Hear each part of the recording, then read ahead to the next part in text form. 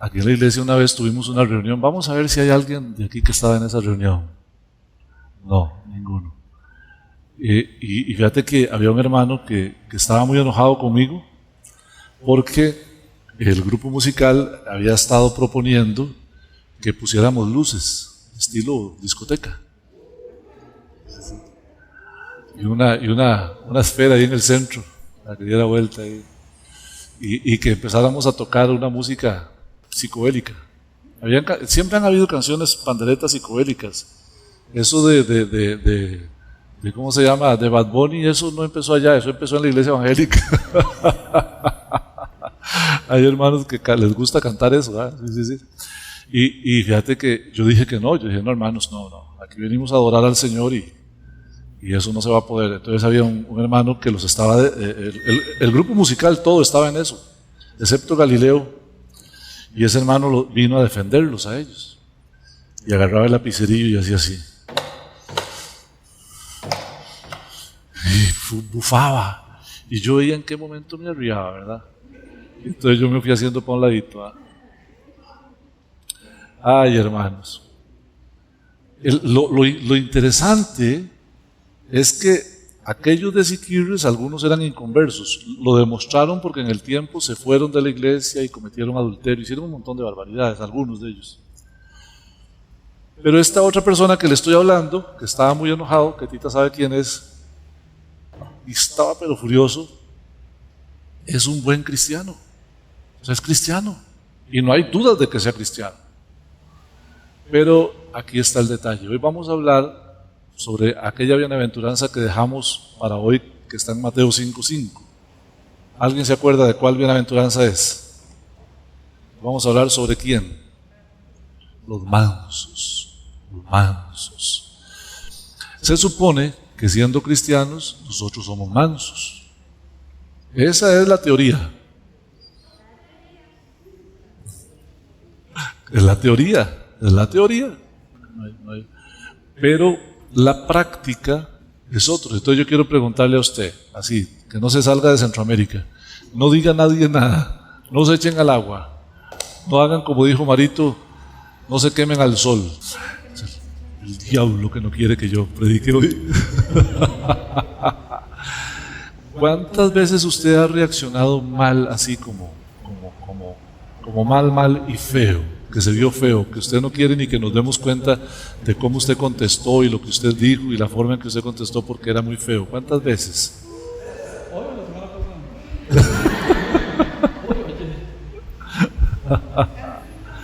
Ahí está el detalle. Siendo cristianos, nosotros tenemos una luchita. Nuestra lucha siempre es a 3 niveles. ¿Alguien se acuerda cuáles son esos 3 niveles? ¿Alguien sabe con qué luchamos los cristianos con esos 3 niveles todo el tiempo? Todos los días. Con el diablo, es uno. Con nuestra carne, es otro. Y con el mundo. Todos los ataques del diablo, todas las tentaciones, todas las cosas vienen de la carne, que es la principal. Hace un rato estábamos hablando ¿cómo era? De que el Mario preguntó que cuál es la profesión de Satanás. Estábamos diciendo que hacernos pecar. Y Satanás no nos hace pecar. Satanás, como dijo Stephanie, nos pone acechanzas. El trabajo de él es hacer las trampas, pero él no puede obligarte. Romanos capítulo 6, léalo todo. Satanás no puede obligarte a pecar. Pecas cuando ves la trampa y decís, no está tan fea. No se ve tan feillo, está guapillo, o está guapilla. O, ¿quién se va a fijar si yo me robo un poquillo de plata? Nadie lo va a echar de menos. Y así, esas son las acechanzas del diablo. Pero él no nos puede obligar. Para nada. Siendo cristianos, la lucha más fuerte que tenemos nosotros incluso no es contra el diablo. Porque se acuerdan, comentábamos un día de esto, Cecitar y yo, el diablo solo puede estar en un lugar, ¿verdad? Digamos que Putin fuera el diablo, ¿verdad? No anda muy largo. Si me oye Putin, seguro me manda a fusilar. Pero dado que Putin fuera el diablo, solo puede estar allá en Rusia. Y de Rusia puede viajar a China. Pero si está en China, no está en Rusia. Y aunque el trono de él está en Rusia, él viaja a China y regresa a Rusia.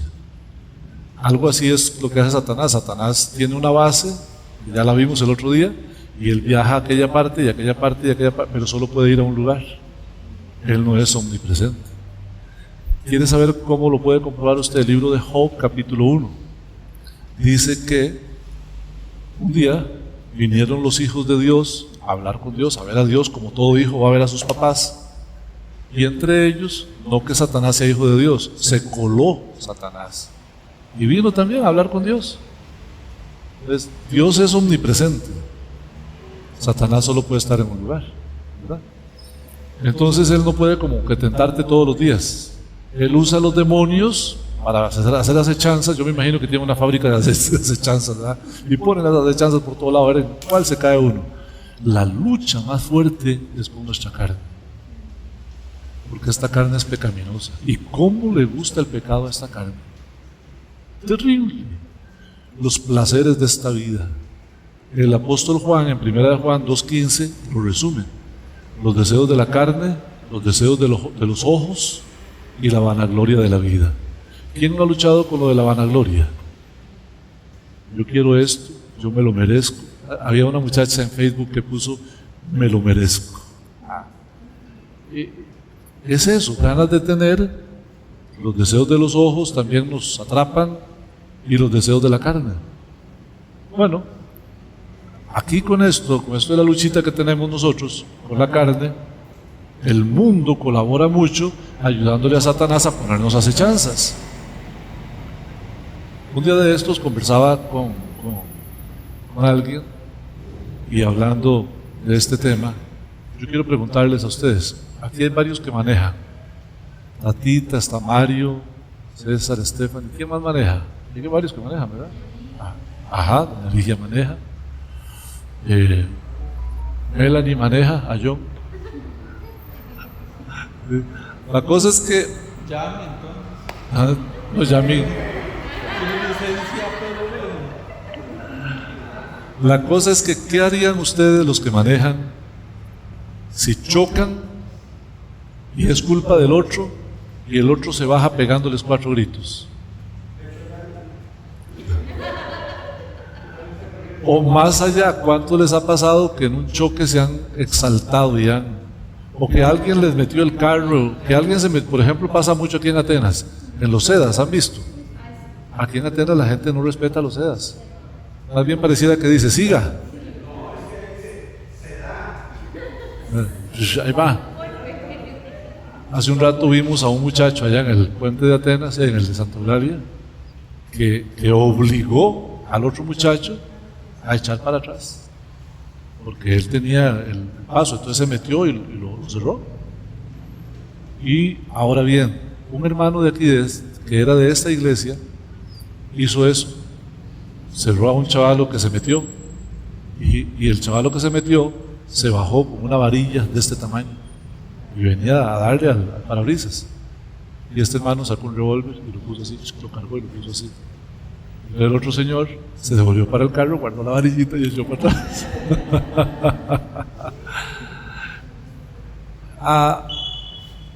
¿De qué hablamos cuando hablamos de mansedumbre?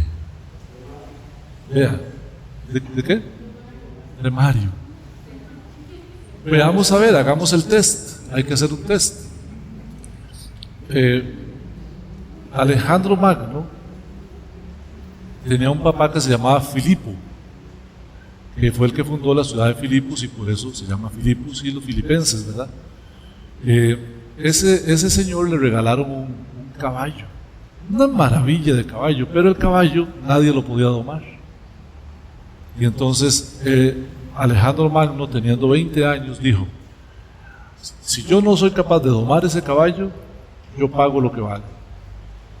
Y se subió al caballo. Lo que nadie sabía era que el caballo le tenía miedo a su sombra. Entonces Alejandro Magno sí lo notó, lo puso contra el sol y el caballo nunca vio la sombra.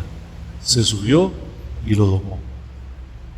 Ahora yo les pregunto, ese caballo que había botado a 10 jinetes buenos, ¿tenía la fuerza para botar a Alejandro Magno? ¿Oh? ¿Por qué no lo botó?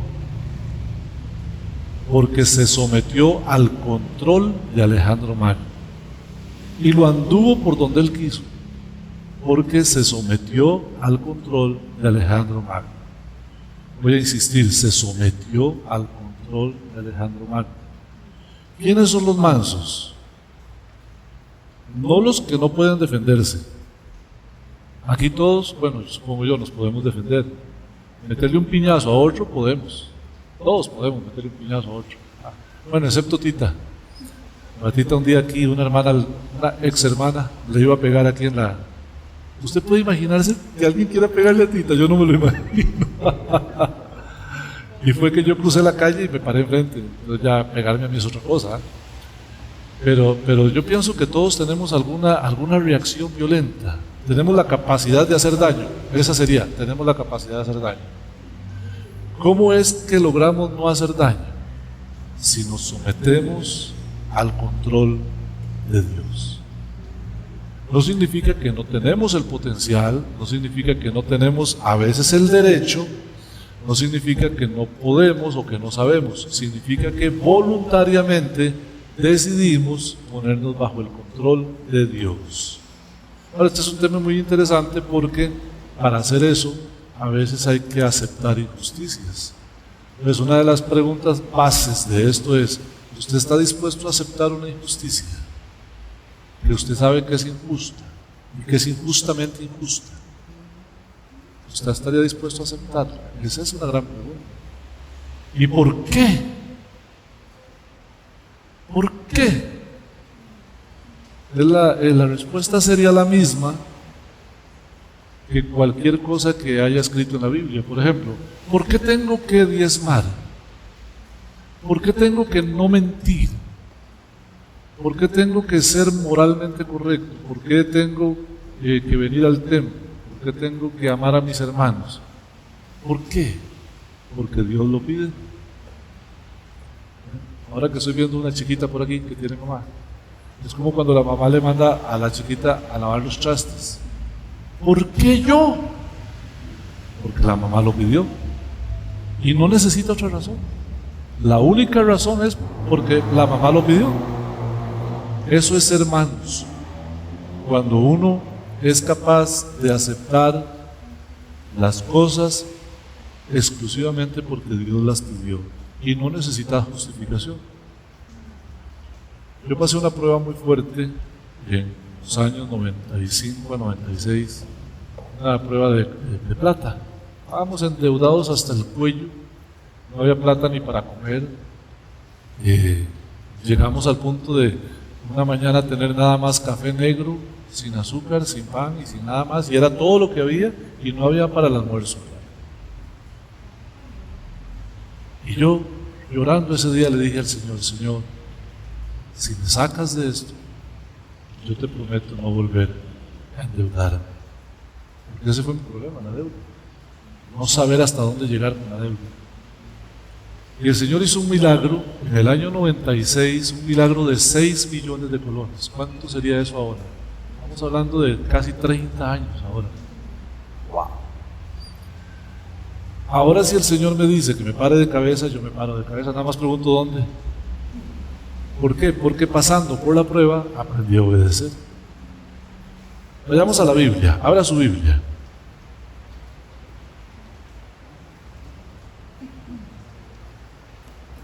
Hermanos, ya son las 8:15.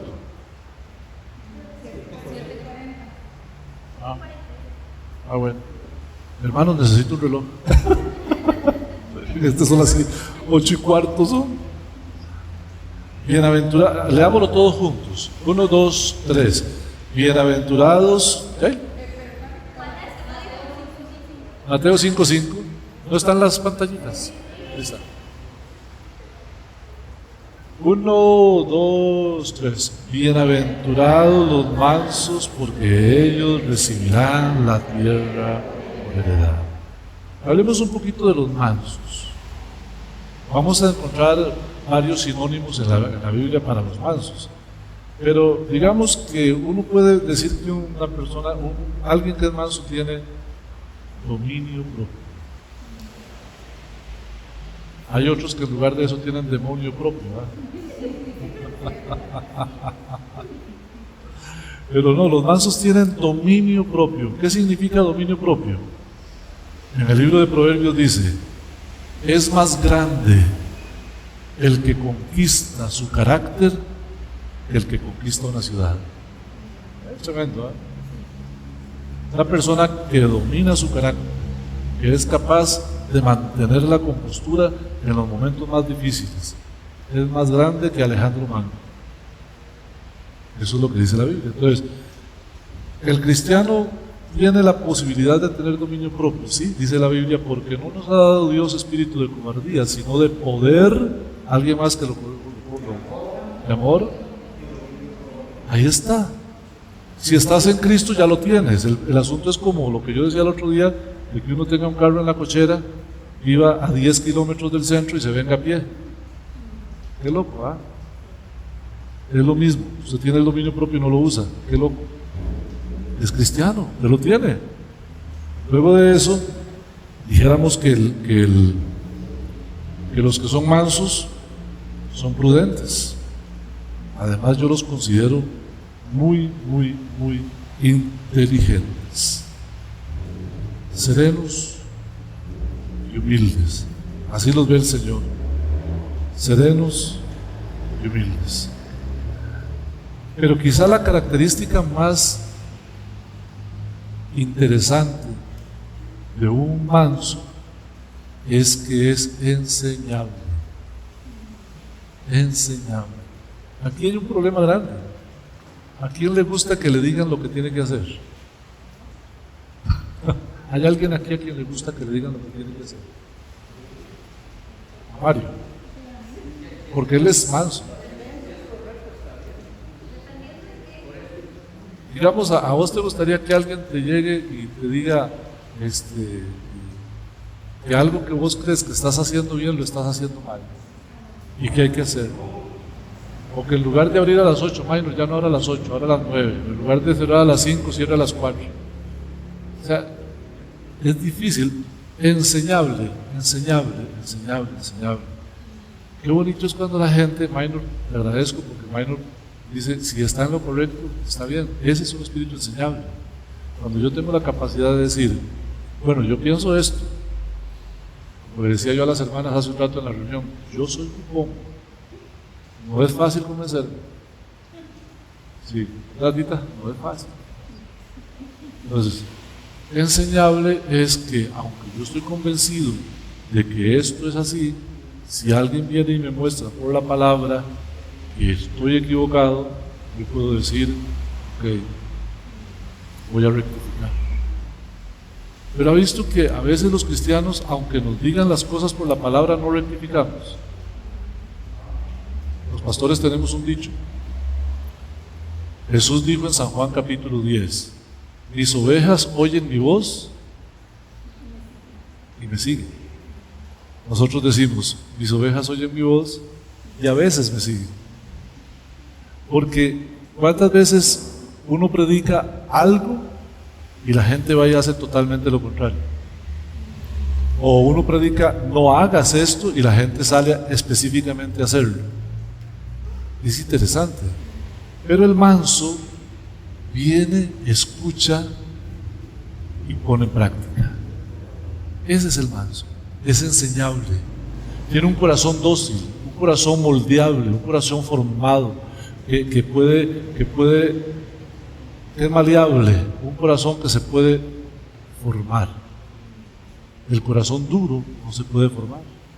Yo soy así nací y así me muero. Eso es un corazón duro. Pero dice la Biblia que Dios nos ha dado a nosotros un corazón conforme al corazón de Dios, un corazón de carne, un corazón que escucha, y lo tenemos. Volvemos a lo mismo del carro en la cochera. Ya nuestro corazón fue impregnado del Espíritu Santo.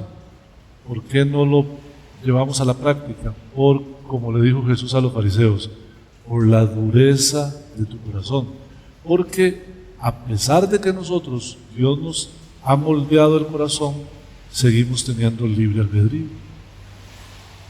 Y fíjate que aunque yo no le predicara a usted nada, si usted agarra su Biblia y la lee, el Señor te cambia el corazón. Digamos que usted es un vagabundón que no lee la Biblia. Ser cristiano vagabundo es eso. Que no lee la Biblia es cristiano vagabundo. Porque tiene tiempo para todo menos para la Biblia. Increíble, ¿cierto? Bueno, aún así el Señor te hablaría por su Espíritu Santo. Fíjate, hay un texto aquí que me gustaría ver, Salmo 25:9.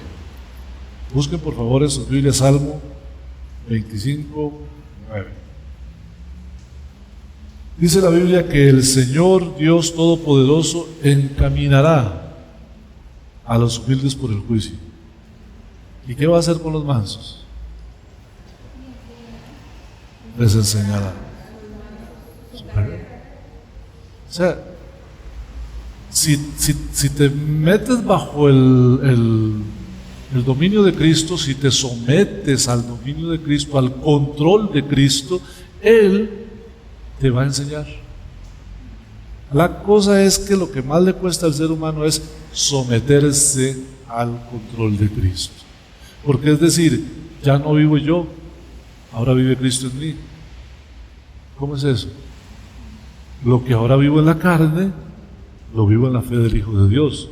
Estoy citando Gálatas 2:20. Él me amó y se entregó a sí mismo por mí. O sea, lo que está diciendo es, ya yo no soy el dueño de esta cosa. El dueño de la coronilla y el dedo gordo es el Señor. Y Él es el que dice para dónde voy, qué digo, qué hago, qué escucho, cómo camino. Y ese es someterse al dominio. Eso es ser manso. Fíjense que en la Biblia solo una vez Cristo dijo cómo era Él. Y las dos características que Él señaló fueron: aprendan de mí porque yo soy manso y humilde. Ahora vamos a ver un texto que lo demuestra. Cristo, siendo Dios, se sometió a la voluntad del Padre. Y Él decía, yo no hago lo que yo quiero, sino lo que el Padre me dice. En la reunión de pastores del lunes estábamos tocando este tema. Jesús es el Dios de dioses, el Rey de reyes. Digamos, ¿han visto que por ahí anda un príncipe de Arabia Saudita? Está en el Four Seasons, por si quieren ir a verlo. Paga $25,000 la noche de una habitación ahí, de una cabañita ahí en el Four Seasons, ¿verdad? Me hubiera dicho yo le alquilo un cuarto. ¿Cristo es más o es menos que ese príncipe? Y no tenía dónde recostar su cabeza, y no la tenía porque él no sabía dónde estaba el oro y dónde estaba la plata, y hubiera mandado a hacer un castillo. ¿Por qué? ¿Por qué Cristo no vino a ostentar? Porque eso no es importante. Él traía un mensaje de salvación para el mundo. Entonces, su propósito en la vida no era figurar. El Padre le dijo, vas a ir allá abajo, vas a caminar entre los hombres, no vas a tener un camello. Moisés tuvo más que Jesús. Moisés tenía un báculo, una vara. Jesús no andaba ni bordón, nada tenía, porque él se sometió a que el Padre le dijo que así debía ser. Aquí está el detalle, hermanos. Cuando Dios te diga que algo tiene que ser de la manera que Él dice que tiene que ser, ni siquiera hay que preguntar por qué. Hay que decir, mas no se haga mi voluntad, sino la tuya. Esa es la exhortación. Veamos la exhortacioncita. Busquen por favor Salmo 37 y vamos a empezar en el 8. A veces los cristianos nos enojamos porque los narcotraficantes tienen más que nosotros. Un día esto salió Maldonado, creo que fue, sí, Maldonado, Maldonature, dice Mario, diciendo que él había estado hablando con Dios un día de estos y que le había dicho: Señor, no lo acepto. ¿Por qué los narcotraficantes tienen más plata que yo? Fíjate, no es justo, no es baboso. Es lo que dices, por no leer la Biblia le pasa eso. Salmo 37. Deja la ira, deja la ira. ¿Qué más? Desecha el enojo. No te excites en manera alguna a hacer el mal. Que a veces le dan ganas a uno de hacer las cosas mal, ¿verdad? ¿Por qué? Porque los malignos serán destruidos. Pero, y aquí hay un sinónimo de los mansos: los que esperan en Jehová. Esos son los mansos. Los mansos son los que esperan en Jehová y no en otra cosa. No está su esperanza en aquello o en aquello o en aquello o en aquel persona, aquella persona. No. Los que esperan en Jehová, ¿qué va a pasar con ellos? Mateo 5:5. Bienaventurados los mansos, porque ellos, lo mismo está aquí, los que esperan en Jehová. Vean lo que va a pasar con los malos. De aquí a un poco no existirá el malo. Vas a observar su lugar y no va a estar allí. Pero en cambio los mansos, los que temen a Jehová, los mansos, nuevamente dice aquí, heredarán la tierra y se saciarán con abundancia de paz. Esa es la exhortación. Aunque en el mundo haya muchas razones para estar enojado, no se enojen. No se enojen. Qué bonito que usted pudiera decir: mira, hoy, ¿qué fecha es hoy? 8, ¿verdad? Hoy es 8.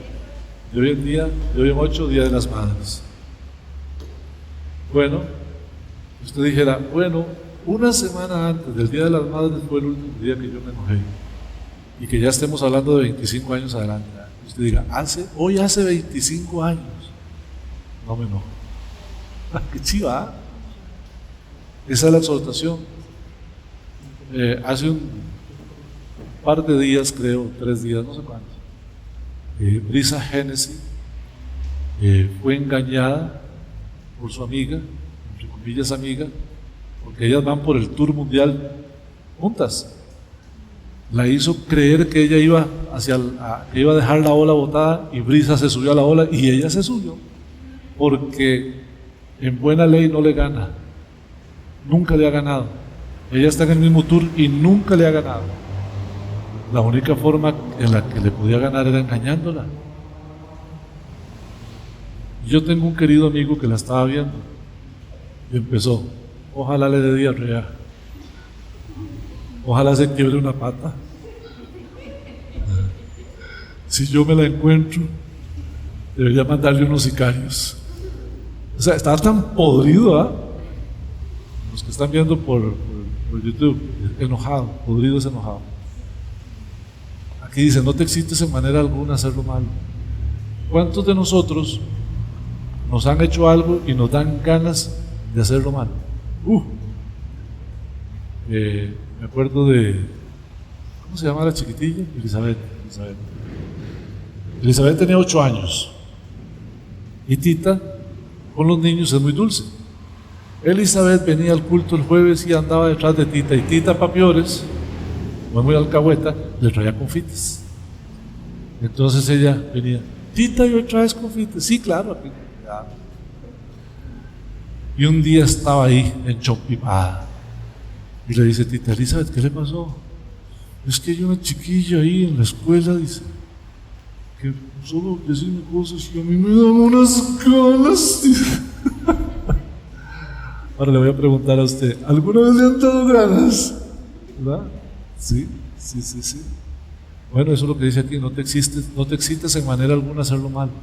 Porque resulta que cuando uno hace lo malo, ni siquiera necesita que lo carboneen, uno se carbonea solo. Y empieza a pensar: ¿por qué a mí? Es que no es justo, es que yo me voy a dejar. No te excites en manera alguna. El malo no va a llegar donde usted va a llegar. Cuando lleguemos a la patria celestial, usted va a empezar a contar los hermanos. Mira Stephanie, mira César, mira Marito, mira doña Ligia, mira. Y usted va a decir, ¿y aquel vecino que me hacía la vida imposible, dónde estará? Y como el cielo va a ser millones de años, allá cuando usted lleve 1.000 millones de años, se va a acordar y va a decir, mira, yo 1.000 millones aquí de años y no lo he visto ese chaval. Ellos no van a estar donde usted va a estar. Entonces, ¿para qué darles pelota? ¿Para qué mortificarse?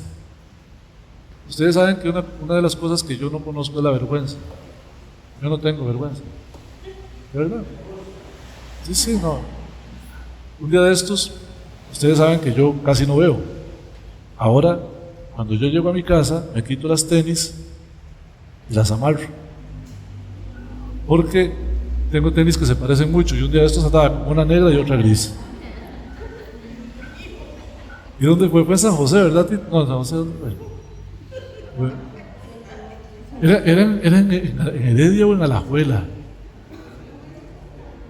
Y yo caminé por el centro de la ciudad con él. Me va a dar vergüenza. Tita sentía que se moría. Y yo como si nada. Porque la vergüenza es una cosa que yo no conozco. Pero les explico. ¿Sabe por qué no tengo vergüenza? No me interesa. Porque las personas que me vean y hasta que se burlen de mí no son parte de mi vida. Ni me conocen. Y hasta les di un ratico divertido. De igual manera, los que te hacen mal hoy no van a estar en el cielo. Dios se encarga de ellos aquí en la tierra, dice la Biblia. Mía es la venganza, yo pagaré, dice el Señor. Cuando alguien te haga algo malo, déjaselo al Señor.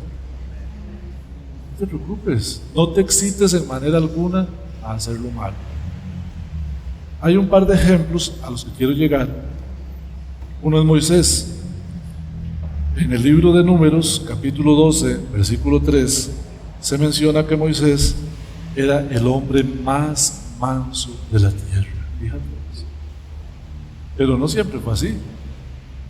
Moisés un día, cuando ya estaba grande, se había criado en el palacio del rey, el faraón, un día salió a ver a sus hermanos judíos y vio que un egipcio estaba maltratando a un judío. Y se lo echó. Lo mató. Hizo un huequito en la arena y no ha pasado nada. Moisés era violento.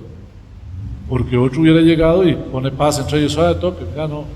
Yo soy Moisés, tranquilo, usted es egipcio, usted sabe. Si no me hace caso, lo meto a la cárcel. Eso hubiera hecho cualquier persona que hubiera sido tranquila, pero Moisés era violento. Porque no llegó a hablar, lo mató. Lo enterró.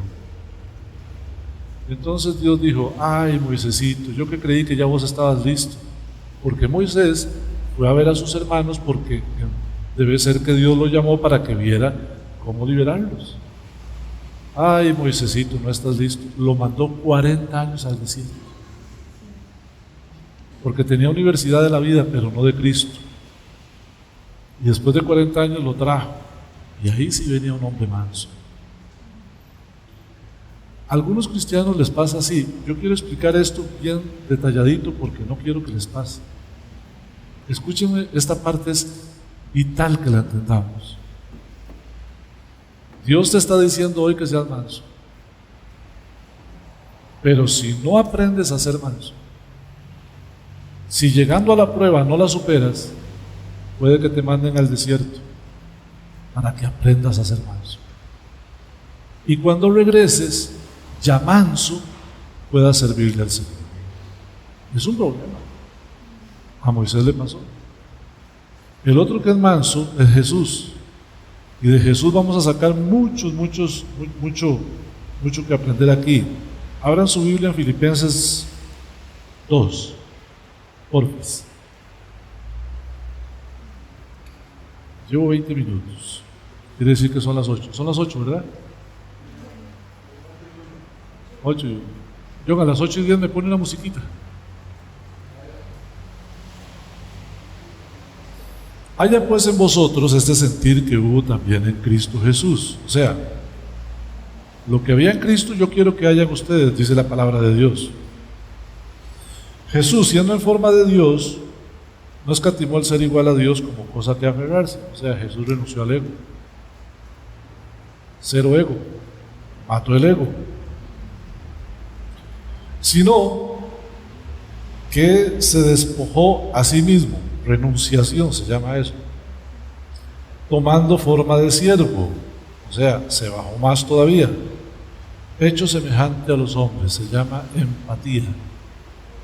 Ponerse al mismo nivel del otro, de la persona que usted va a servir. Y estando en la condición de hombre, hizo más.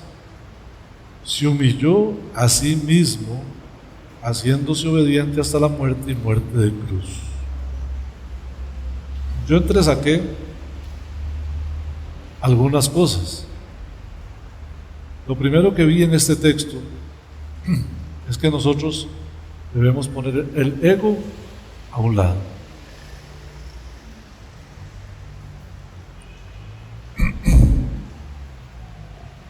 Hay que poner el ego a un lado y luego hay que asumir la función de siervo.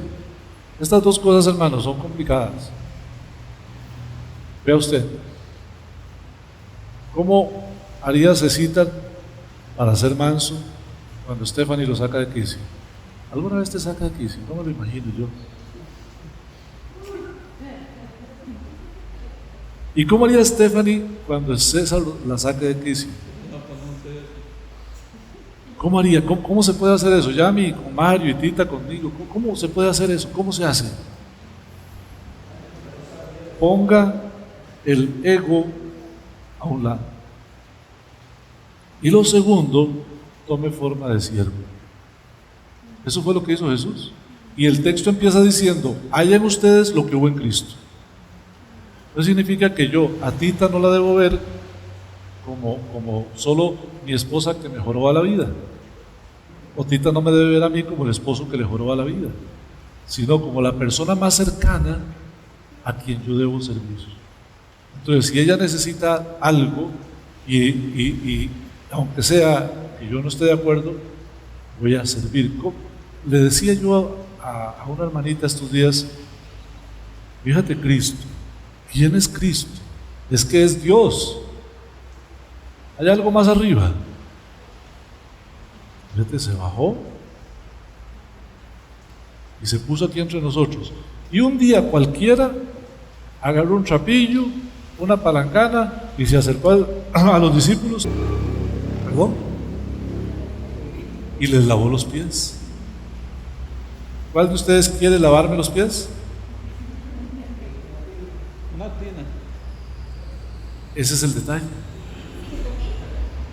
¿Hasta dónde llega la capacidad de convertirse en siervo que pudiéramos lavar la ropa sucia del otro hermano en nuestra lavadora, en nuestra casa?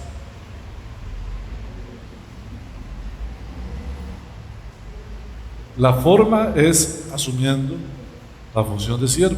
Lo otro que vi en el pasaje que Cristo habla de Cristo, dice que debemos empatizar con la gente que está a nuestro alrededor, pero la última fue la que me voló la jupa. Humíllese hasta llegar a la obediencia absoluta a Dios. Ahí dice: Jesús se humilló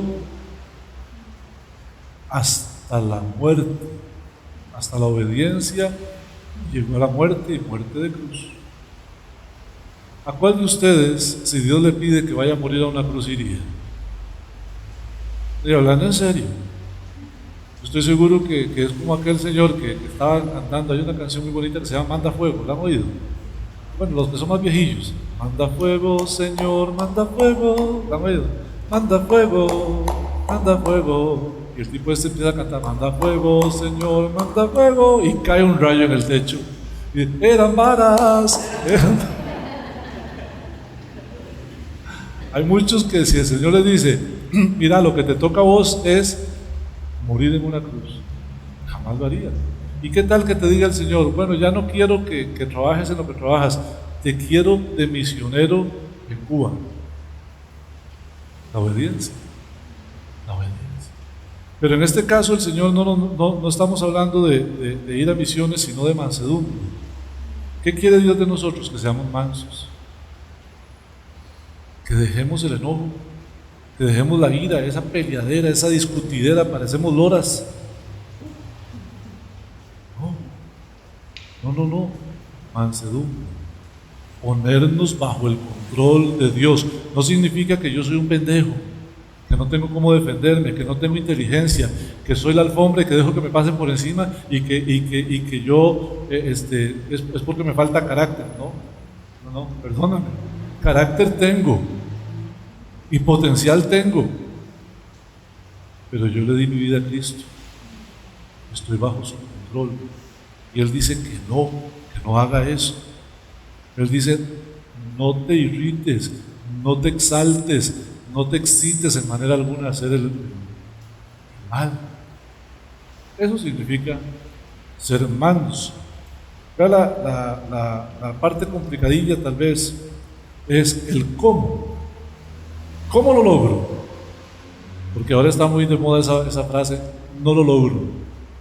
De estos alguien me dijo acerca de los chats, dice: mire, es que tengo tantos chats, estoy metido en tantos grupos que no lo logro. Entonces ya opté por no ver los chats.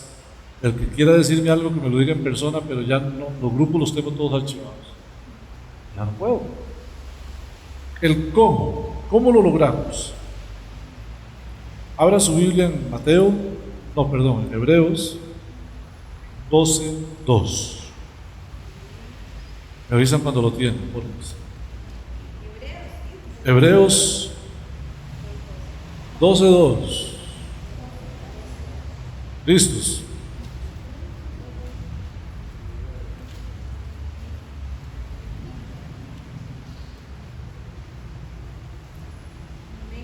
Puestos los ojos en el pastor, puestos los ojos en la esposa que dice que es cristiana, puestos los ojos en el jefe de Ujieres que dice que es manso, puestos los ojos en Jesús, que es el autor y consumador de la fe. ¿Por qué es que tenemos que poner los ojos en Jesús? Fíjese, Él, por el gozo puesto delante de Él, oiga lo que llama gozo. ¿Cuál es el gozo? La obediencia a Dios. Sufrió la cruz. ¿Y por qué Jesús pudo sufrir la cruz? Porque menospreció el oprobio. Significa no le dé importancia a las ofensas. Eso significa menospreciar el oprobio. Menospreció el oprobio. Usted y yo tenemos que hacer lo mismo. Menospreció el oprobio y entonces, gracias hijo, se sentó a la diestra del trono de Dios. ¿Ves? Te humillas en obediencia, Dios te exalta. Te humillas en obediencia a ser manso, Dios te exalta. ¿Qué bendición es esto? Eso se llama humillarse hasta la obediencia. Una descripción más exacta. Isaías 53:7. Busquen por favor Isaías 53:7. Me avisan. En Isaías 53:7 está hablando de Jesús. Angustiado Él y afligido, no abrió su boca. Como cordero fue llevado al matadero, y como oveja delante de sus trasquiladores, enmudeció. ¿Cómo nos cuesta esa parte? Cuando te están ofendiendo, quédate callado. Y no abrió su boca. Cuando te estén ofendiendo, quédate callado. Es lo que hizo Cristo. Ahora, como me decía una persona una vez: Paz, pero ¿y qué hay para mí? Yo hago todo eso que usted dice, ¿y qué gano? que me sigan dando, que me sigan insultando. Hoy hablábamos con una persona que está sufriendo mucho por un maltrato muy grande que le hizo otra persona. Y yo le decía, ¿sabes qué? La Biblia dice no resistas al que es malo, porque el detalle es que esa persona no